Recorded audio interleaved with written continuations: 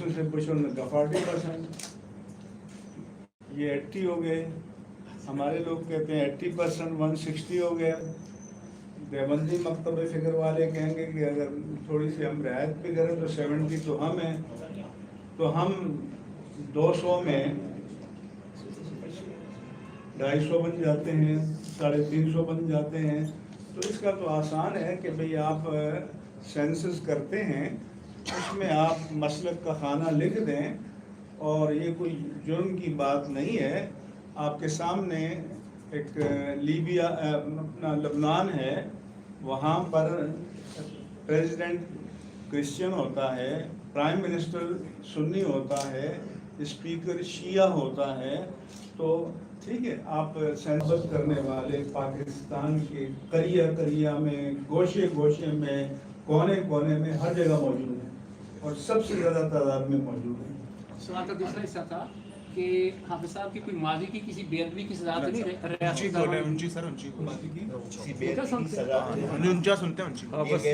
حافظ صاحب کے والد سے حافظ صاحب کی کوئی ماضی کی بے ادبی کی کوئی ریاستی عناصر نے سزا تو نہیں دی ان کو؟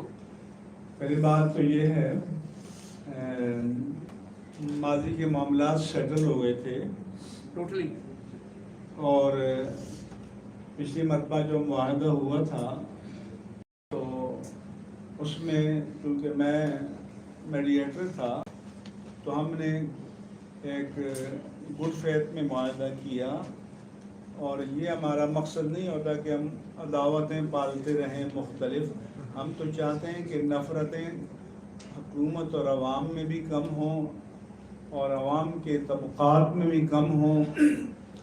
لیکن یہ جو غلط فہمیاں، یہ بیوروکریسی اور ریاستی اداروں میں بعض لوگ شاید موجود ہیں کہ جو ان کا خاتمہ نہیں چاہتے، کیونکہ سب کے فائدے میں یہ ہے کہ پرامن حالات ہوں، انتخابات ہوں تو پرامن ہوں، ہر شہری کو آزادانہ ووٹ دینے کا حق دیا جائے، اور قوم جو فیصلہ کرے اس کو تسلیم کیا جائے. اچھا یہ بتائیے گا، لاسٹ پریس کانفرنس میں حافظ صاحب نے اسٹیبلشمنٹ کو برا بناتا تھا، آپ کہہ رہے ہیں ان کے ساتھ بیٹھ کے مذاکرات کریں، کس طرح یہ مذاکرات ہوں گے؟ یہ سوال تو آپ کا بہت اچھا ہے، لیکن کیا ہم جو بائیڈن سے جا کے مذاکرات کریں گے؟ نہیں، حافظ صاحب تو کہہ رہے ہیں 1000 بار لعنت بھیجیے. نہیں، تو اس لیے ہم کہتے ہیں کہ ریاست جو بھی ہے وہ ذمہ دار ہے، وہ مسئول ہے، وہ جواب دہ ہے. اس پر اعتراض بھی کیا جائے گا، اس پر ایڈریس بھی کیا جائے گا، اپنے حقوق کا مطالبہ بھی کیا جائے گا، اور اگر وہ نیکنیتی سے مکالمہ کرے تو وہ بھی کیا جائے گا. اس لیے نہیں ہے کہ ہم اپنے ملک کے وہ کچھ سیاستدان تو کہتے ہیں کہ ہم یونو میں لے جائیں گے، ہم انسانی حقوق کے کمیشن میں لے جائیں گے. تو ہم نے تو یہ نہیں کہا نا.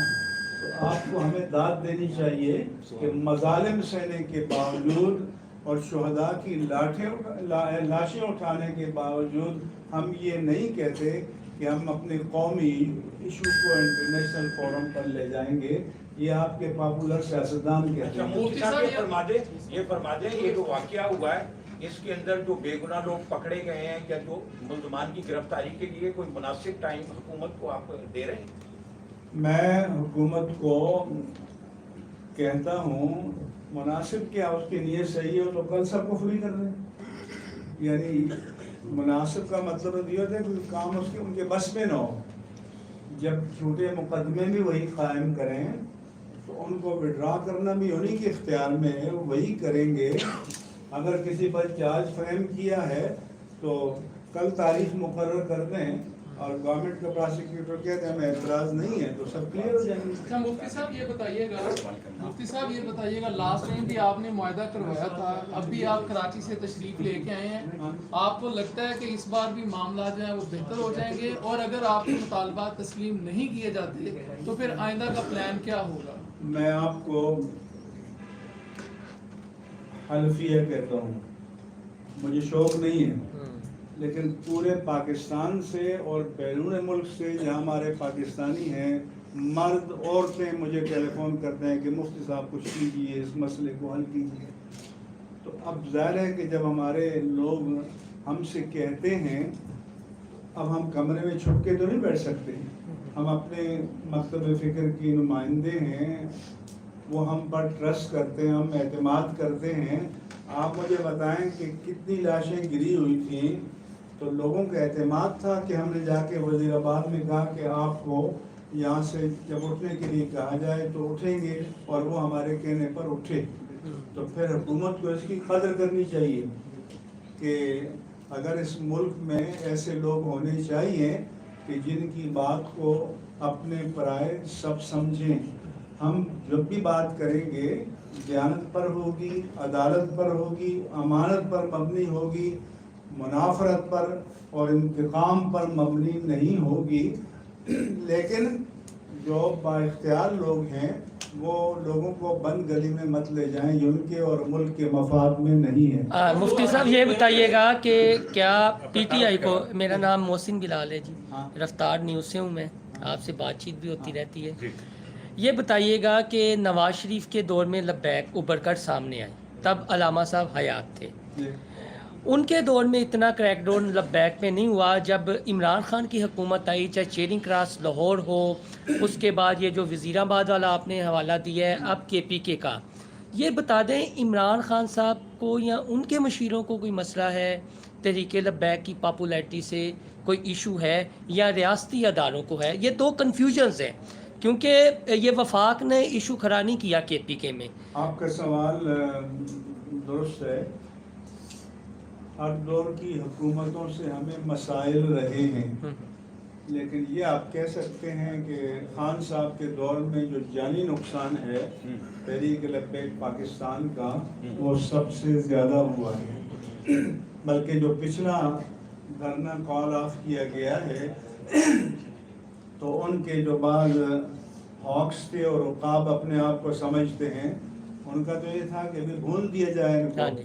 بالکل آپ نے بیان بھی دیا. ہم نے تو اس مشکل وقت میں آتے اور اس مسئلے میں حصہ لیا, کام لیا, اداروں کی مدد کی. ان پر بھی ہم نے دباؤ ڈالا کہ آپ ملک کے مفاد میں, دین کے مفاد میں, انسانیت کے مفاد میں آپ قربانی دیں. اور انہوں نے مہربانی کی, ہماری بات کو رکھا اور مسئلہ حل ہو گیا.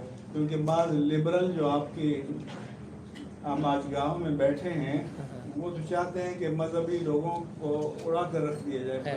کو ایک بندہ بھی اس ملک میں قبول نہیں ہے. ان کے نزدیک انسانی حقوق اگر ہیں تو اہل مذہب کے نہیں ہیں, باقی سب کے. ٹرانسجنڈر کے تو ہوں گے, لیکن یہ جو لاکھوں کروڑوں مسلمان ہیں ان کے حقوق ان کے نزدیک نہیں ہیں. تو اس لیے انصاف کرو, انصاف کرو. مفتی صاحب اصل میں تھوڑی سی کنفیوژن دور کر دیں, ایک منٹ. ایک تو اس میں تھوڑی سی کنفیوژن ہے, جس طرح حافظ صاحب کی لاسٹ ٹائم پریس کانفرنس تھی. مسئلہ یہ ہے کہ تحریک لبیک سے ریاست پاکستان کو جو ادارے ہیں ان کو ایشو ہے یا پولیٹیکل پارٹیز کو ایشو ہے, تاکہ یہ کنفیوژن تھوڑی سی دور ہو جائے کہ ان پر ظلم ریاستی ادارے کر رہے ہیں یا پولیٹیکل جماعتیں جو صوبائی حکومتوں میں بیٹھی ہوئی ہیں. یہ بیسک کنفیوژن ہے کارکنان کے دل میں. دیکھیں, ہر سیاسی پارٹی تو چاہتی ہے نا کہ اس کا ووٹ کہیں ادھر ادھر نہ ہو جائے, اور وہ سمجھتے ہیں کہ ہمارا اجارہ ہے سب پر. تو جب کوئی فیکٹر آتا ہے میدان میں اپنا حصہ لینے کے لیے, تو ان کا تو کنسرن ایک فطری بات ہے. جو ہمارے ادارے ہیں تو اداروں کو یہ پتہ ہے کہ اس پاکستان سے اہل سنت و جماعت سے زیادہ کوئی باوفا طبقہ نہیں ہے, اور اہل سنت و جماعت پاکستان کا وہ طبقہ ہے کہ جس کا کوئی پیٹرن, کوئی مربی ملک کی سرحدوں کے باہر کہیں بھی نہیں ہے. ہماری سارے وسائل ملک کے اندر ہیں, ہمارے سارے انٹرسٹ ملک کے اندر ہیں, ہمارے سارے مفادات ملک کے اندر ہیں. تو ہمارے وجود کو غنیمت جانو. اچھا جی, پہلے ٹی ایل پی کے ساتھ ایک سانحہ ہو گیا ہے. اس واقعے کے بعد ٹی ایل پی کو کول ڈاؤن کرنے کے لیے کسی حکومتی شخصیات نے آپ سے رابطہ کیا یا آپ اپنے طور پہ کر رہے ہیں؟ آپ 92 سے ہیں؟ جی جی. نام حنیف 92. جی ہاں. राब्ते तो करते हैं तो हम कहते हैं कैमरे में हाँ आप लोग कहते हैं कैमरों में देखिए या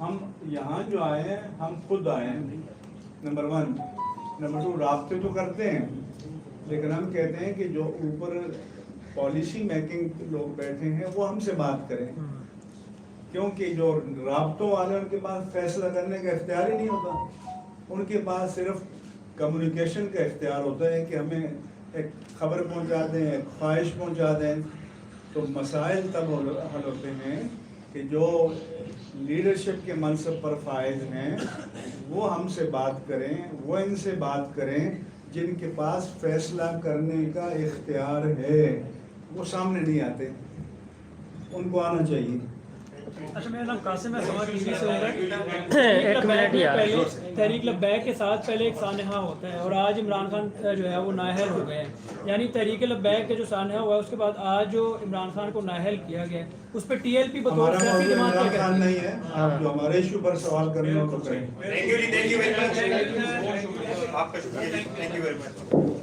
मैं हो नहीं कह रहा हूँ शुक्रिया आपका मैं क्या हूँ साहब नहीं कह रहा मैं कन्फ्यूजन दूर हो गई आप साहब वो मैंने रिक्वेस्ट की हुई है 5 से 10 मिनट की दोबारा फिर टाइम दें कभी बाजवा साहब ने ऐलान कर एक दो माता 5 हफ्ते जो जानता है ऐलान कर दिया बाजवा साहब अल्लाह करे हमारी जिंदगी में रखो हमारी जिंदगी में ही रखो थोड़ी सी